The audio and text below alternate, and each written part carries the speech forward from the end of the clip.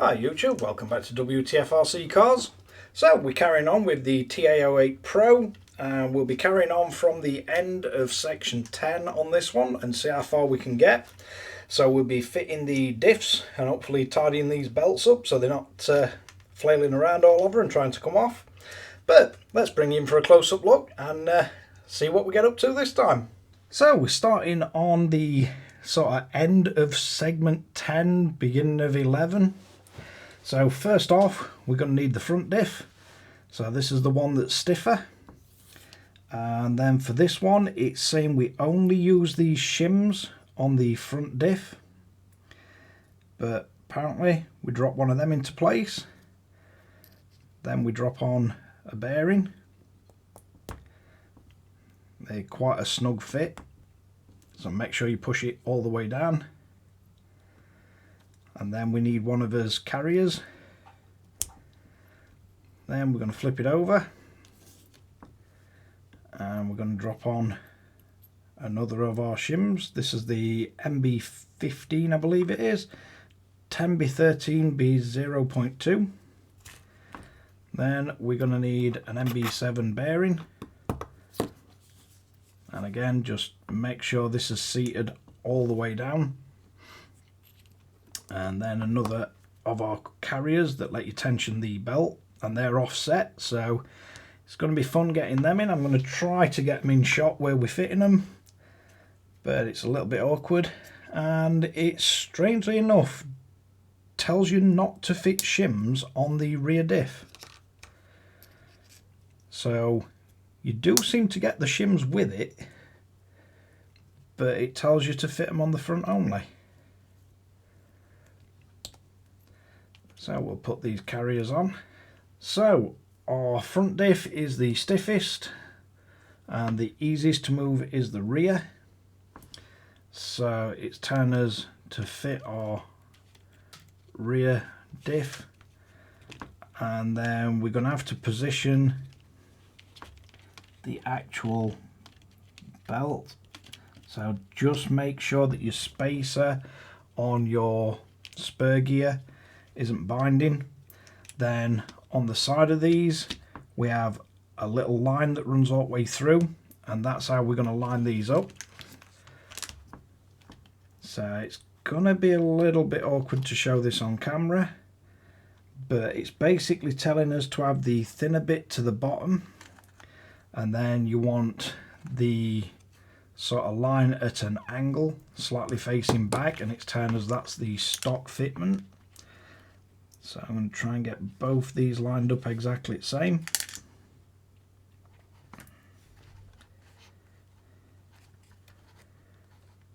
And you can just spin them.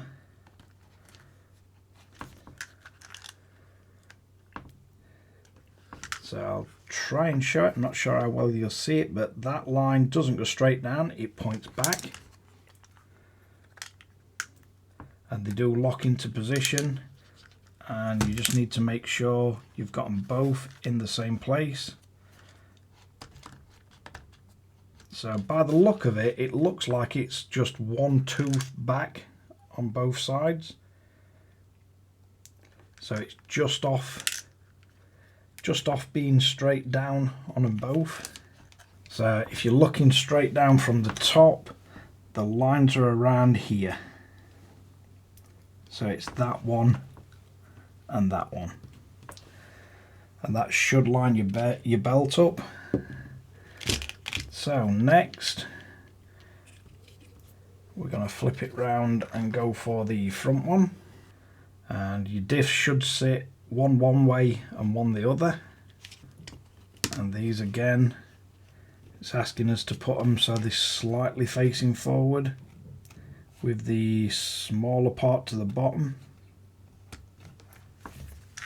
So you should be looking at something like that, and the little lines on this one are slightly to the back, but you can adjust these to adjust your tension on your belt. Just give it a double check, make sure they're both pointing slightly rearward, and then on the front we're going to need two of these little cups. And these basically, you've got a small square in the side of the towers or diff holder,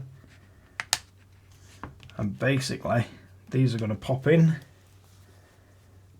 and then we've got a small screw, so these are the MB2 screws.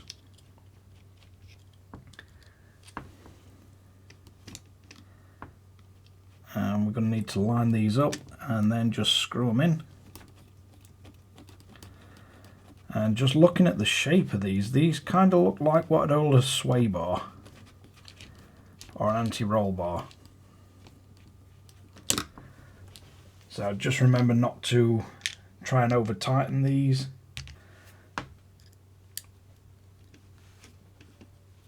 So again, for this side, we're just going to have to tighten this up, and they will self-locate.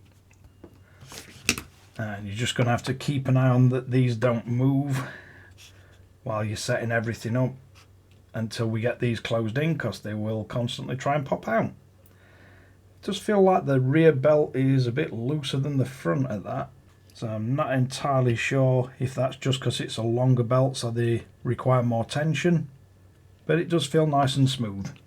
So let's crack on and see what else we've got. Right, so moving along to assembling the front arms, we've got these nice blue anodized parts, and we're going to need D4. Basically, it's telling us to put a bit of grease onto this, and then it's asking for us to screw it in and screw it down and leave 10mm showing. Set it to 10mm. That were a pretty good guess. So then we're going to get the left hand one, and we're going to need to screw this one in same, down to 10mm. Make sure we turn this gauge off, else we'll end up with flat batteries. And because we know that's 10mm, we can just check them. Needs a tiny amount more. So they're perfect. And then it's asking us to get a D2 part for the rear, for the right, sorry. And it's basically telling us we just need to screw this in, and we need a gap between here and here to be 16mm or 16.2mm, and you do have a little line on top that you need to get lined up correctly. It does tell you to grease the first bit, so again, let's get us a little gauge.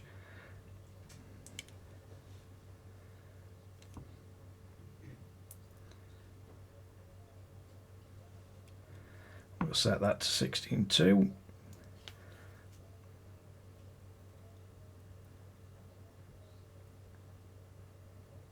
That's very almost there.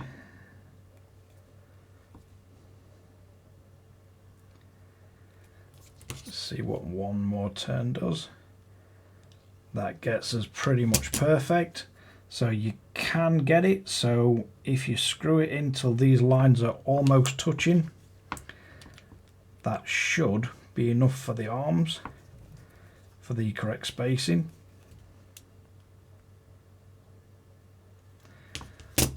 Now on this one it looks like it's a little bit too far at that.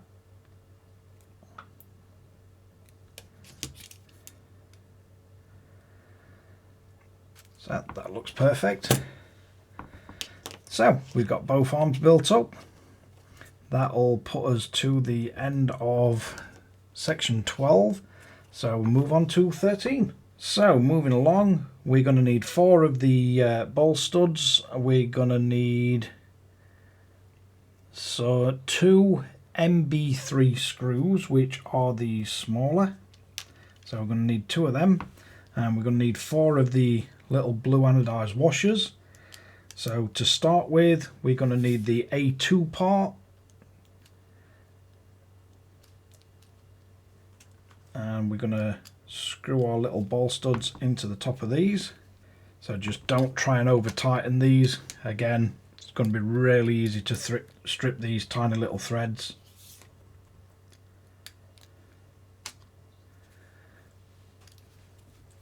it looks like this is what the arms are going to attach to for our upper suspension, possibly as cover for his bulkhead.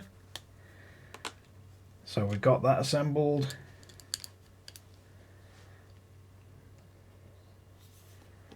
Then we're going to have to do exactly the same on the A3 part. And up to now, this has been a really nice build. And I do like the MIP drivers that I've got, but you can usually tell the quality of the kit by how easy it is to remove the MIP hex drivers. And most of these screws I kind of have to pull the driver out. So the tolerances seem pretty good. Right, now we need the A10 part, and then we should be assembling these onto the A10 part. You've got some little ridges that'll line up, and then looks like on the inner part, or on the inner holes, this is where we're going to be fitting the MB3 screw.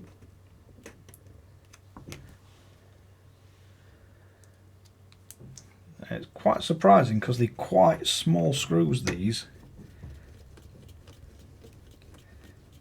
But I'm just wondering how much of this is to give it actual strength or if it's just to help locating it. So when finished, we should have two arms and the bulkhead cover assembled. So let's see what else we need. So moving on, this is sort of how you need to lay it out. We need 4 of the MB1s. We need his bulkhead assembled, as arms, and some more of these little olives. So to start with, I'm going to pop the olives in.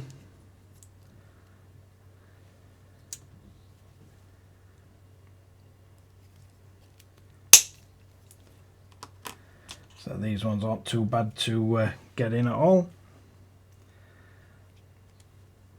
It does tell you to put them in from underneath. Not sure how it makes much difference because I'm pretty sure these parts are just a reverse of each other.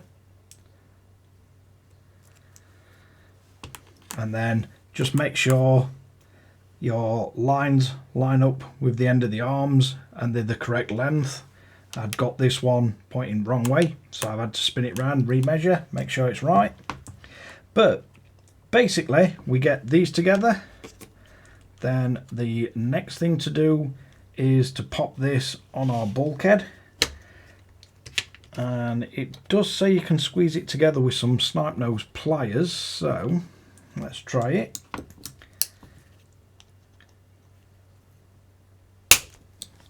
Yeah, they do seem to snap on pretty easy, but I don't think they'll be coming off in a hurry.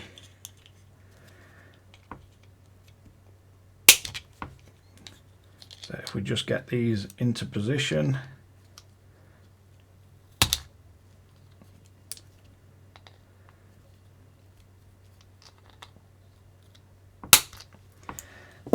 that's his arms clipped onto his bulkhead.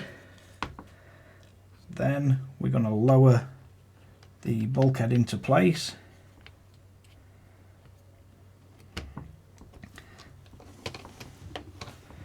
This should hold us diffs in. Then you're going to get your 4 MB1 screws. These are going to go straight into your bulkhead and close it all up.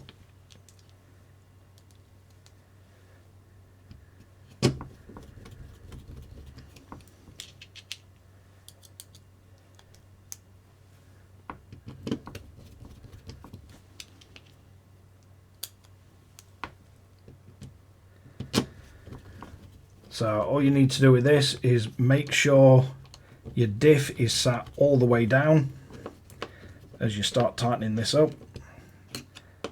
And as always on these, they are quite fine thread, so you don't need to be going crazy trying to crush anything. And as long as you've got your diff sat down correctly in the spacings, it should screw down nice and even.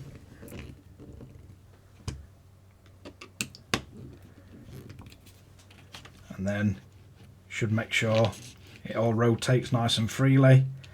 It's probably just worth double checking and making sure your diff hasn't moved and it is actually lined up where it should be.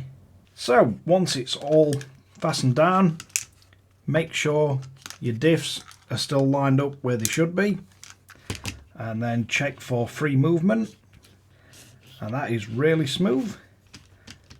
Nice movement in suspension, and we've got all his arms pointing the way they should.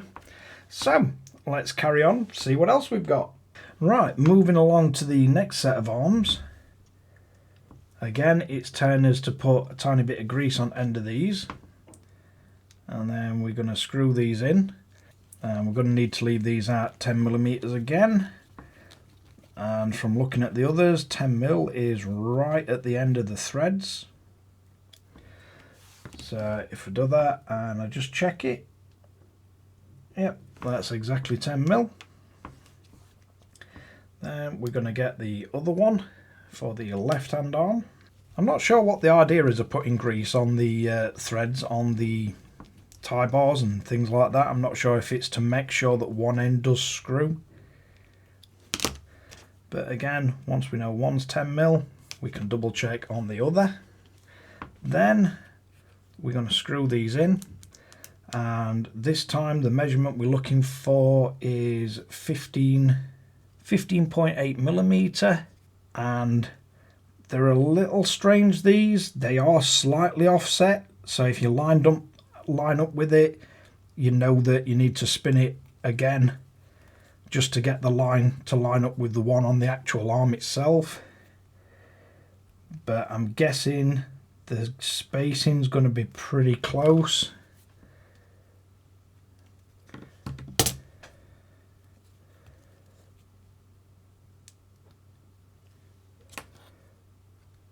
Yeah, so 15.8mm is with the line pretty much touching.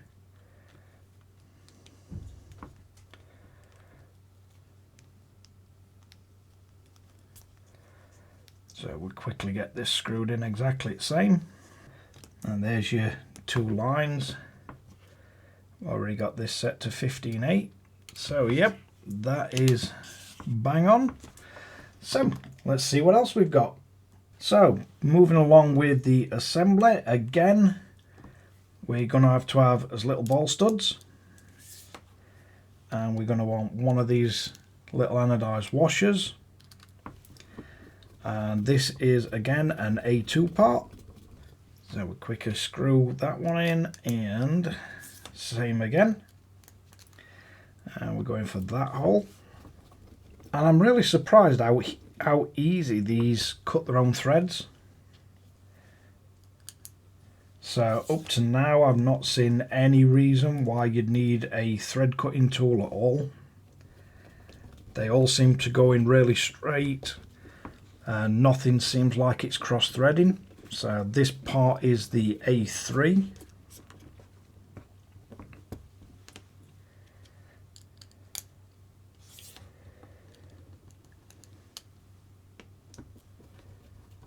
And we just need to get this on again. So once we've done that, we need another A10 part. We're going to line these two up. And again, you've got these really small screws that just hold them in place down to the bulkhead, or the A10 part.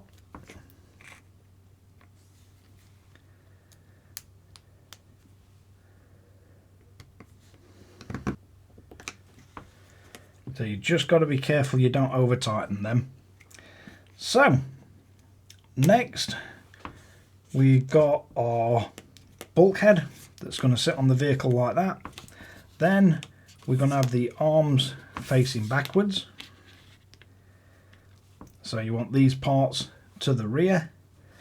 We're going to have to put an olive in each one of these. Try not to catch end of my finger, because I don't want that putting into my suspension arm.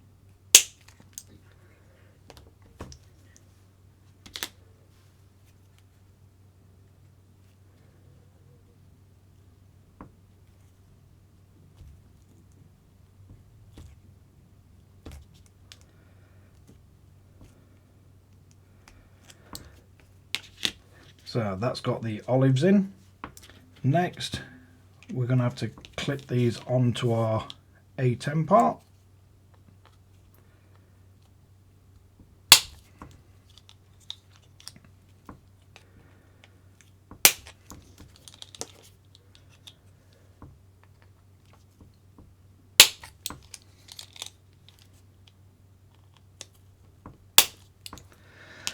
So we've got that in position. It does tell you to put the caution sticker on it, but I don't like all the stickers on my RCs. So then we're going to need 4 of the MB1s. We've got our actual bulkhead. We're going to have to bring the RC back. Just make sure that your eccentric diff wheels are lined up where they need to be. So make sure they're into position. Then we're going to drop this cover into place.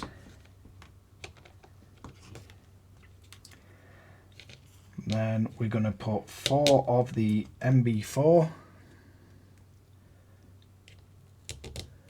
Oh sorry, MB1 screws into place. So we get all 4 of these on.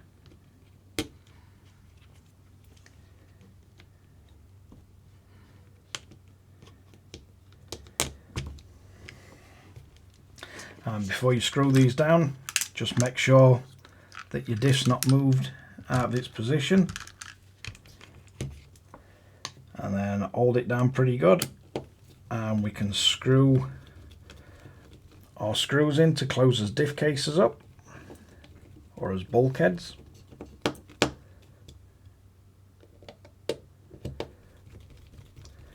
Because I think it's quite easy, if you don't hold this down, it's quite easy for the diff tension wheels to move.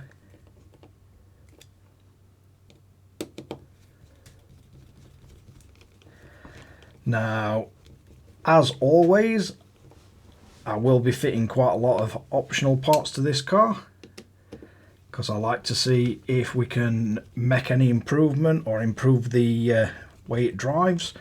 But first off, to get a baseline, I like to build it as per the instructions, just to give us some idea of what difference certain parts make, if any. But we're starting to get some sort of resemblance of an RC here. And if you try just to make sure not too much tension on your belts, and that they run nice and smoothly. But that's what we should end up with. And that is onto segment 17. So I think looking at it, probably going to call it a day on that one. So that's where we're at. We have a suspension, we have a belt drive system. So anybody paying close attention will have noticed that these arms were on the wrong way round. And definitely struggling a bit with these arms, getting the ends right way, and it's basically because I'm trying to read the instructions, but the entire car's the other way around on the instructions to what I'm having to do it on the camera. So yeah, but yeah, if you're following it, these arms, basically you just lift them up and they pop off and pop them back on the correct way round. You want them so they line up with the lower arms, obviously. But yeah, I'm definitely trying my best with this one. But it is a fun build and I am really enjoying it. So hopefully we'll not get too many more mistakes. But let's wrap this one up. So there we have it. We've gone from segment or stage 10, or the end of 10, through to 17. We've got the suspension arms all built up now. We've got us full drive system, sort of as belts are on and tensioned correctly. There is a bit of flex in this chassis, but not as much as I were expecting. But really enjoying the build so far. Hopefully you guys are enjoying watching them. As I say, I'm trying to keep the videos down rather than do an hour long at a time. It's a bit too much to watch. But there you have the progress so far of the TA-08 Pro. Don't forget to like and subscribe, hit the notification bell, share to friends and family, and hopefully see you guys on the next one.